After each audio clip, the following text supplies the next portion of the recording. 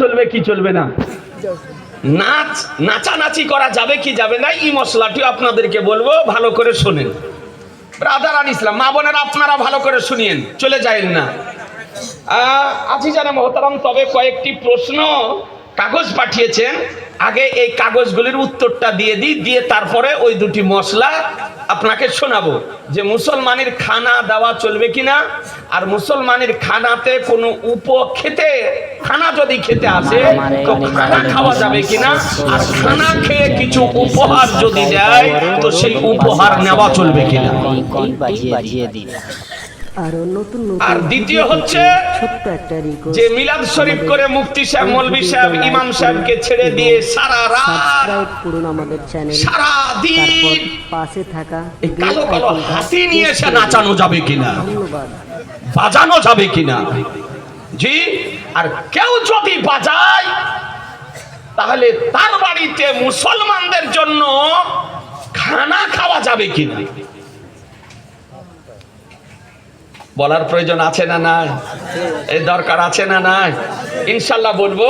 এ brother আল ইসলাম মশলা দুটি, তবে যে কাগজগুলি এসেছে কাগজগুলির উত্তর দিয়ে দিই। আমি জানি আপনাদের দেশে খুব জালসা হয়, এই গোবিন্দপুর, তারপরে খেজুরবোনা, তারপরে বসন্তপুর, সুন্দরপুর, এই গ্রাম কয়টিতে যা জালসা হয় তা আমার মনে বলে যে ভগবানগোলা থানার আর অন্য কোনো গ্রামে এত জালসা হয় না।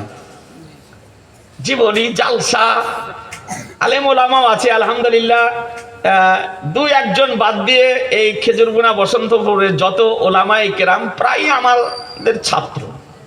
জি, আপনারা এটা জানেন, এই দেশে এরকম কোনো আলেম ওলামা ছিল। আমার একটা বন্ধু ছিল এই দেশে, আপনার আমার সঙ্গে বেরেলি শরীফে লেখাপড়া করেছিল, মাওলানা তিয়ারুল ইসলাম, এটাই ডাক নাম ছিল, ভালো নাম কিছু হয়তো মিফতাহুল ইসলাম, আর ডাক নাম ছিল মাওলানা তিয়ারুল ইসলাম।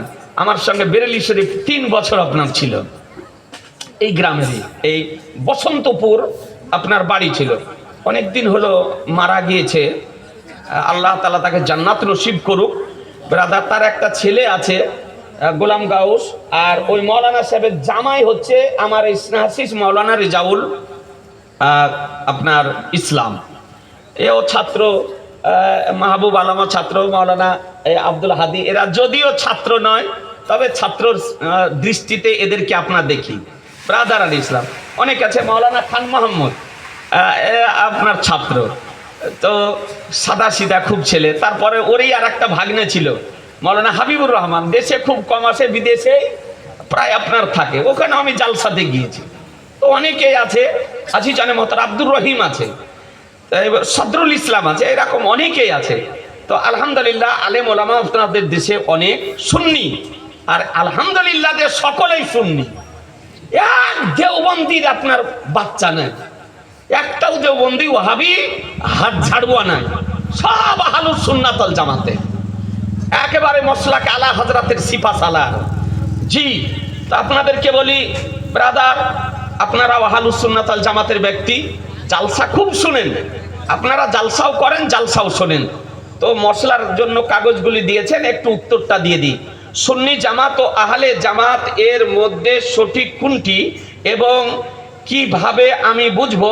কারণ দুই জামাতি এই দাবি করে তারা দুজনেই সঠিক।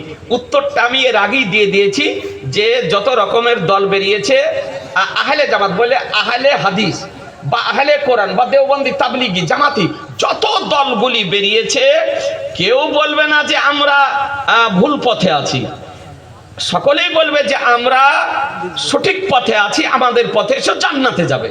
কিন্তু আমি আপনি কি বললাম এটা গ্রহণযোগ্য হবে না। কোরআন হাদিস যেটাকে সঠিক বলবে সেই দলটি সঠিক হবে। তো কোরআন ও হাদিস সঠিক বলেছে আহলুস সুন্নাত আল জামাতকে, আহলুস সুন্নাত আল জামাতি হলো সঠিক জামাত, আর এই জামাতটি হলো জান্নাতি দল মুসলমান। সুতরাং বাকি যত দলগুলি আছে সব বিপদগামী, সবগুলি হলো জাহান্নামী দল, এই জন্য অন্য কোনো দলে যাওয়া যাবে না। নামাজের সময় হাত বাঁধার সঠিক নিয়ম কোনটি? কারণ কাবা শরীফের ইমাম আল সুদাইসি নাভির মিডিল ও সুন্নি জামাত ও আহলে হাদিস আলাদা মতামত ভিন্ন, তা সাধারণ মানুষ কোনটা বুঝবে সঠিক? আজি জানে মোহতারাম, জি আমি উমরাতে কাবা শরীফও দেখলাম এবং মদিনা শরীফও দেখলাম। সারা পৃথিবীর মানুষ সেখানে যায়, মুসলমান। তো সেখানে কাউকে দেখলাম নাভির নিচে হাত বাঁধতে, কাউকে দেখলাম নাভির উপরে হাত বাঁধতে, 2 আঙ্গুলের ব্যবধান, নাভির নিচে আর উপরে। আর কিছু লোককে দেখলাম হাত ছেড়ে নামাজ পড়তে। কেউ কোন হাজী সাহেব আছেন এখানে, বা কেউ উমরাতে গিয়েছেন? তো হাত ছেড়ে নামাজ পড়তেছে।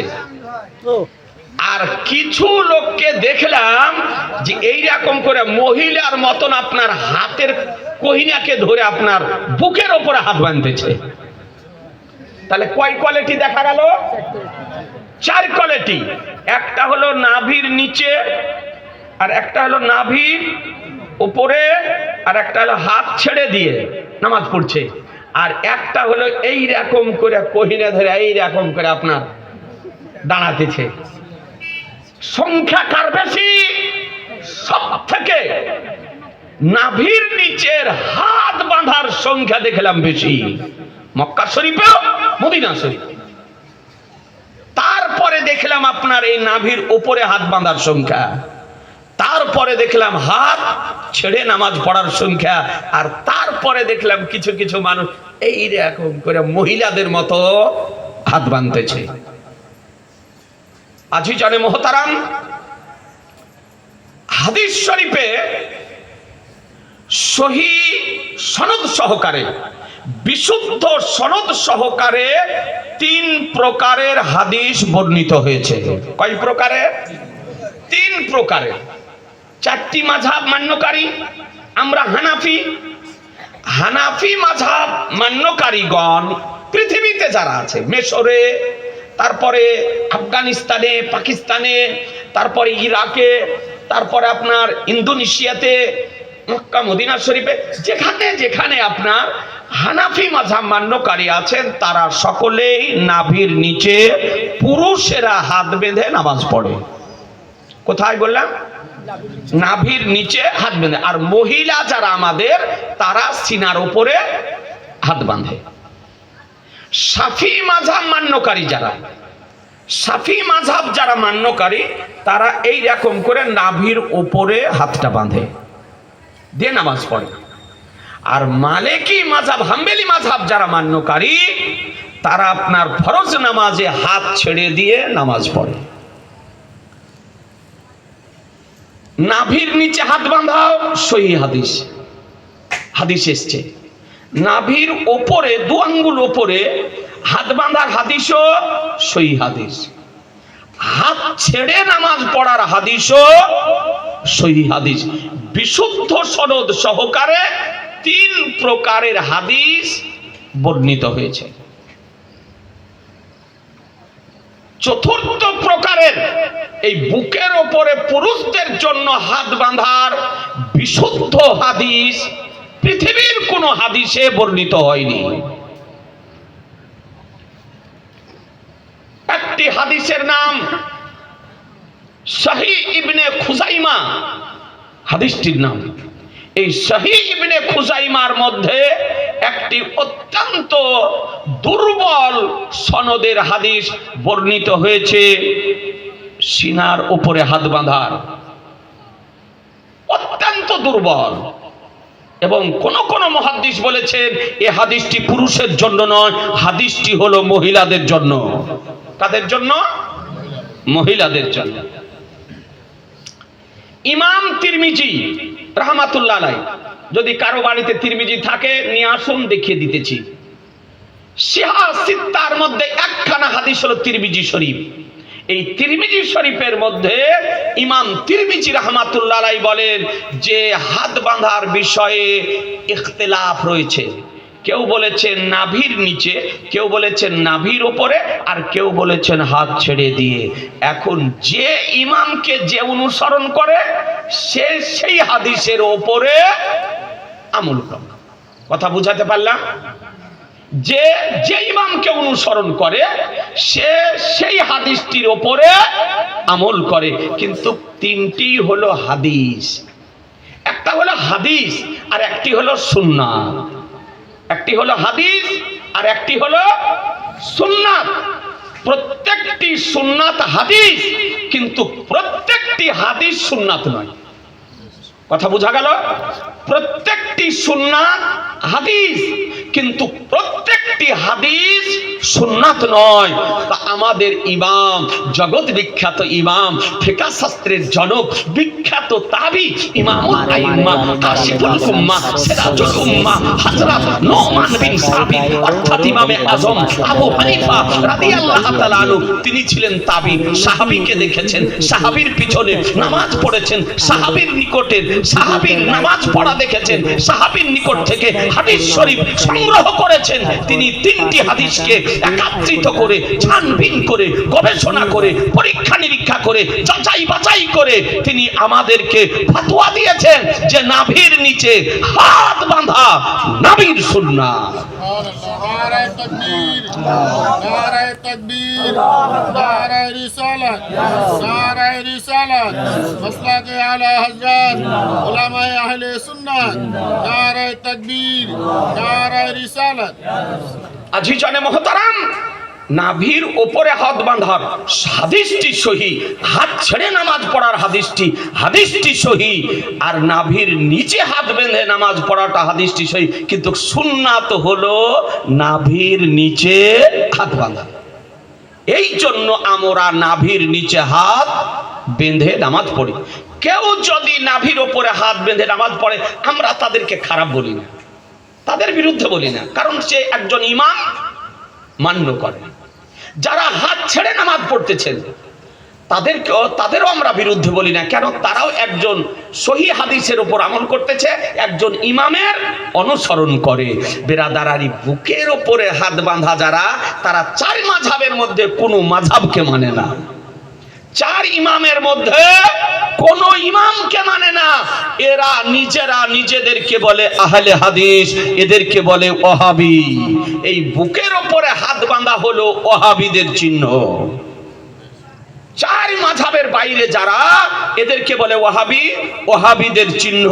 মহিলাদের মতো বুকের ওপরে হাত বাঁধা। আজিজানে মুহতারাম, আমি দায়িত্বশীলতার সঙ্গে চ্যালেঞ্জ করতেছি যে পৃথিবী, ভারত তো ভারত, পৃথিবীর বুকে কোন ওয়াহাবির এই রকম আপনার মৌলবী জন্মেনি যে কোনো একটি বিশুদ্ধ সনদের হাদিস বুকের ওপরে হাত বাঁধার পেশ করতে পারে। একটা হাদিস পেশ করা সম্ভব হবে না। এ আজিজানে মুহতারাম, তা আপনাকে দেখিয়ে দিই একটা দলিল সহকারে যে আপনি হাতটি কোন জায়গাতে বাঁধবেন, নাভির সুন্নাত কোনটি, একটি হাদিস শরীফ আপনাকে দেখায়।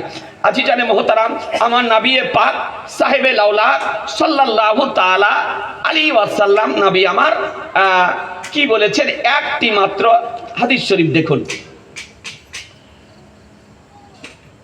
আন আবি জুহাইফা আন্না আলিয়ান রাদিয়াল্লাহু আনহু ক্বালা আস-সুন্নাতু আদাবুল কাফফি আলাল কাফফি ফি সলাতি তাহতা সুররা। একবার সুবহানাল্লাহ বলেন, জোরে বলেন না সুবহানাল্লাহ। হাদিসটি কোথায় আছে? আবু দাউদ শরীফ, আরবি, কিতাবুস সালাত, হাদিস নাম্বার 756, হাদিস number 756, page number 118, print Darus Salam, Riyad, Saudi আরব। হাদিসটির বাংলা অনুবাদ শুনুন। হযরত আবু জুহাইফা রাদিয়াল্লাহু তাআলা থেকে বর্ণিত যে হযরত আলী রাদিয়াল্লাহু তাআলা বলেছেন, নামাজে এক হাতলিকে দ্বিতীয় হাতলির ওপরে রাখার পর, অর্থাৎ বাম হাতের কবজির ওপরে ডান হাতের তালু রেখে 3 আঙ্গুল উপরে থাকবে, 2 আঙ্গুল নিচে যাবে, কনিষ্ঠ আঙ্গুল এবং বৃদ্ধি আঙ্গুল আকর্ষির মতন আপনাকে ধরতে হবে, আর 3 আঙ্গুল ওপরে থাকবে, দিয়ে আপনি ছেড়ে দেন, অটোমেটিক নাভির নিচে চলে যাবে। কথা বুঝছেন? অটোমেটিক নাভির নিচে, জোর জবরদস্তি করতে হবে না, উঠা নামা করতে হবে না। আপনি হাত বেঁধে আরাম করে ছেড়ে দেন, দেখবেন যে আপনার নাভির নিচে হাত চলে যাবে। যাবে না? একটু বাপু উঠো তো, তোমাকে দেখাই।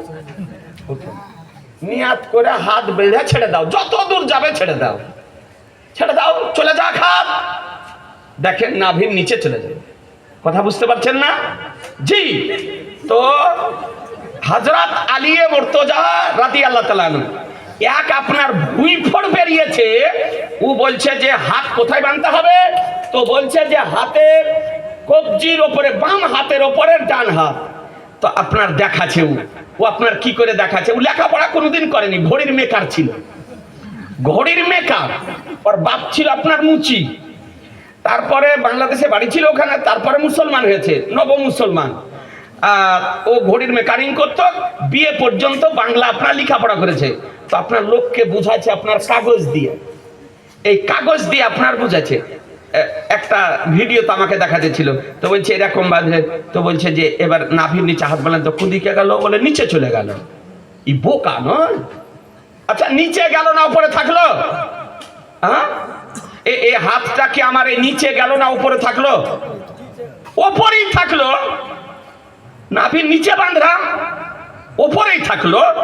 তো হযরত আলী মুর্তজা রাদিয়াল্লাহু তাআলা আনহু তিনি বলেন যে এক হাতের কবজির উপরে, অর্থাৎ বাম হাতের কবজির উপরে ডান হাতের তালু রেখে আপনি ছেড়ে দেন।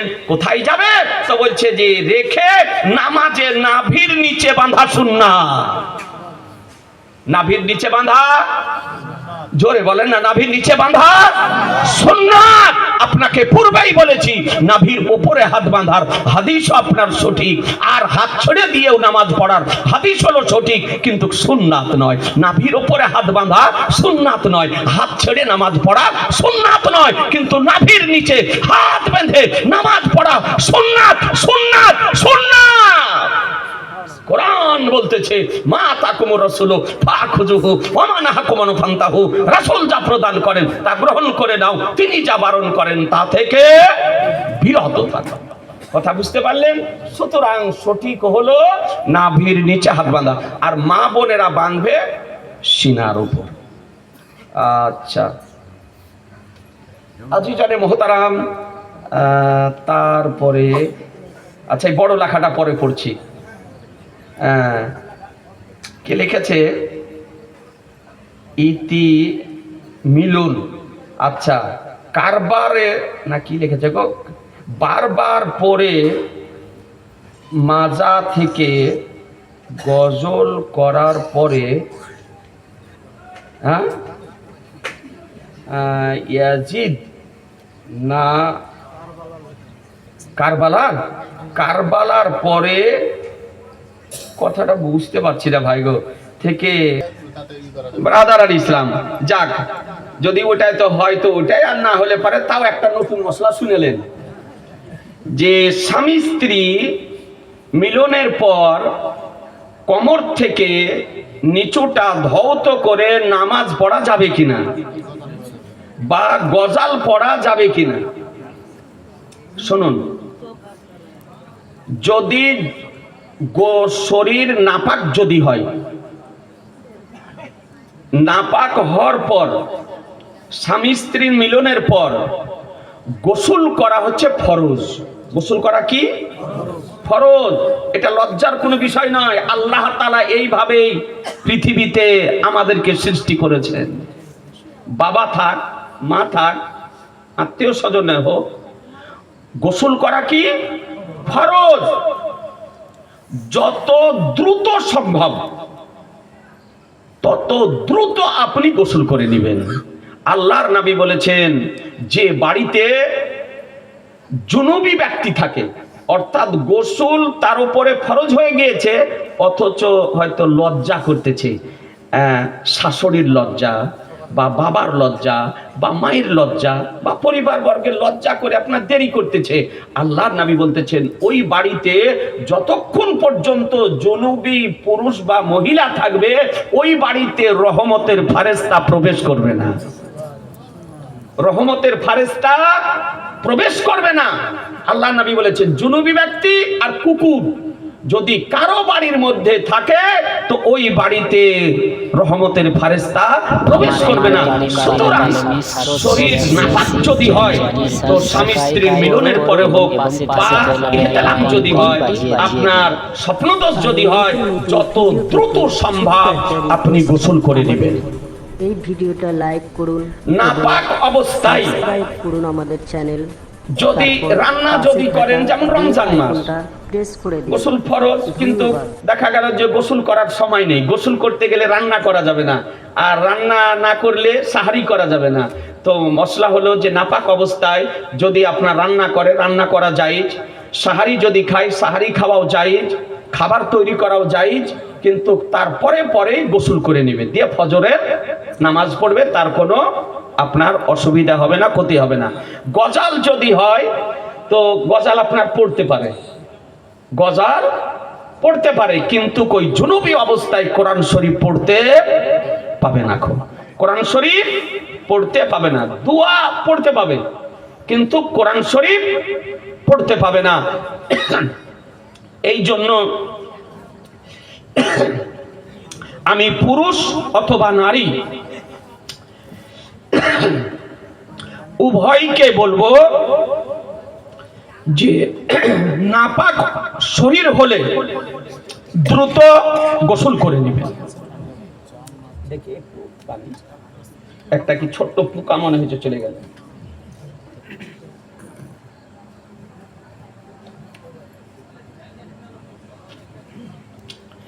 এই অজ করতে করতে ভিতরে এরকম পোকা, ছোট পোকা, যে কত যায় তো ঠিক নাই।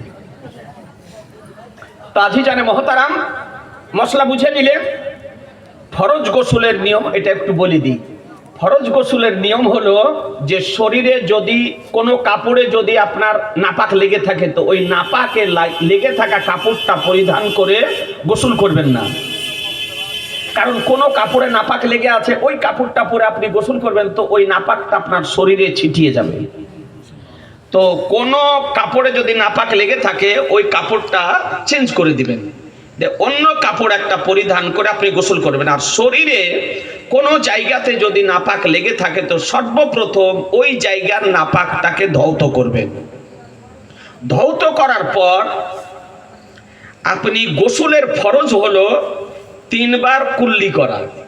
কি করা?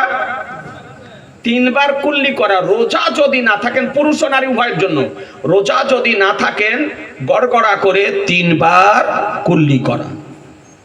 তারপর নাকে 3 বার পানি দেওয়া, যেন নাকের এই মাংস পর্যন্ত যেন পানি আপনার উঠে যায়, 3 বার পানি দেওয়া।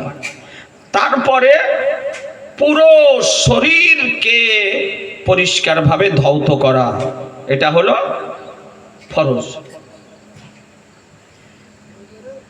তবে মুস্তাহাব হলো, সুন্নাত হয়ে মুস্তাহাবা হলো কি, যে এই 3 বার কুল্লি করার পর গড়গড়া করে তারপরে 3 বার নাকে পানি দেওয়ার পর নামাজের ওযুর মতন পুরা ওযু করে নেওয়া। গোসল করার পূর্বে, তার মানে শরীরে পানি দেওয়ার পূর্বে নামাজের জন্য যেমন ভাবে ওযু করেন, 3 বার হাত ধৌত করেন, তারপরে 3 বার কুল্লি করেন, 3 বার নাকে পানি দেন, চেহারাকে ধৌত করেন, তারপরে হাত ধৌত করেন, তারপরে মাথা মাসাহ করেন, তারপরে পা ধৌত করেন। এই যে নামাজের ওযু, এই রকম ওযু করে নেওয়াটা মুস্তাহাব। তারপরে পুরো শরীরে পানি ব্যবহার করা, সাবান ব্যবহার করা বা শ্যাম্পু ব্যবহার করা, যা করবেন আপনি। যেখানে আপনি গোসল করছেন সেখানে যদি পানি জমে থাকে তাহলে পাটা পরে ধৌত করবেন গোসল করার পরে। আর যদি পানি জমে না থাকে তাহলে ওই ওযু করার সময়তে পাও ধৌত করে নেবেন। মশলা বোঝা গেল? বুঝতে পারা গেল? আচ্ছা, আজি জানে বহুতারাম, আসসালামু আলাইকুম। ওয়ালাইকুম আসসালাম। আন্নাহুল, আর তোমরা স্বল্প মূল্যে আল্লাহর আয়াত বিক্রি করো না। আচ্ছা, আন্নাহাল, আল-নাহাল, আচ্ছা আচ্ছা, আন্নাহাল, আর তোমরা স্বল্প মূল্যে আল্লাহর আয়াত বিক্রি করো না। সূরা ইয়াসিন তোমরা তাদের অনুসরণ করো যারা তোমাদের কাছে কোনো প্রতিদান চায় না। তাহলে আলিম সমাজ কেন জালসা করে টাকা চাইছেন?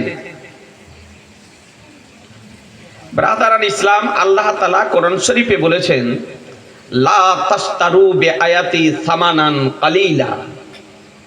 তোমরা কোরআন শরীফকে অল্প মূল্যে বিক্রি করিও না, অল্প মূল্যে বিক্রি করিও না। এই আয়াতের ব্যাখ্যায় তাফসিরে জালালাইন, তাফসিরে জালালাইনের টিকাতে আপনার লিখতেছেন উলামায়ে মুতাআখিরিন, যে মসজিদে ইমামতি করে টাকা নেওয়া, মুয়াজ্জিনি করে টাকা নেওয়া, মাদ্রাসায় শিক্ষকতা করে টাকা নেওয়া, জালসা জুলুস করে টাকা নেওয়া, এগুলি জায়েজ। কথা বুঝতে পারলেন? এগুলি নেওয়া কি জায়েজ। ভাইজান আমার লিখেছেন যে আলেম সমাজ কেন জালসা করে টাকা চাইছেন। জালসা করানোর পর উলামায়ে আহলে সুন্নাত আল জামাতের ফাতাওয়া, জালসা করা বা মিলাদ শরীফ করার পরিবর্তে আপনি যে হাদিয়া, যে নজরানা দেবেন, নজরানা দেওয়াও জায়েজ আর নেওয়াও জায়েজ। জালসা মিলাদ করার পর যে নজরানাটা আপনি দিবেন, দেওয়াও জায়েজ আর তার নেওয়াও জায়েজ, কিন্তু জালসা মিলাদের জন্য টাকা চাওয়া নিষেধ। এটা হচ্ছে খবিস টাকা। আমার সরকারে আলা হযরত ইমাম ইশক মোহাব্বত ইমাম আহমদ রাজা বলেন যে জালসা করে নাত শরীফ পড়ে টাকাটা নেওয়া হলো 3 প্রকার। প্রথম প্রকার হলো যে তার উদ্দেশ্য হচ্ছে কোরআন ও হাদিস প্রচার করা, ইসলামের প্রচার।